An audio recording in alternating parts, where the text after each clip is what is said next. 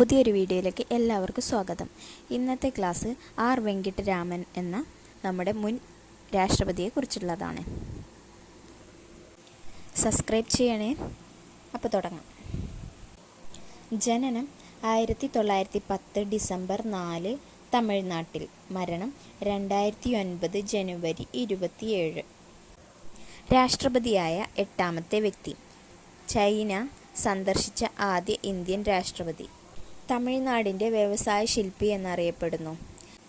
2ാം ഘട്ട ബാങ്ക് ദേശസാൽക്കരണ സമയത്തെ കേന്ദ്ര ധനമന്ത്രി.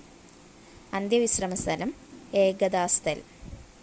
സബ്സ്ക്രൈബ് ചെയ്യാത്ത കൂട്ടുകാരെങ്കിൽ സബ്സ്ക്രൈബ് ചെയ്യണേ. ലൈക്ക്, ഷെയർ, കമൻറ്റ് ചെയ്യാൻ മറക്കരുത്.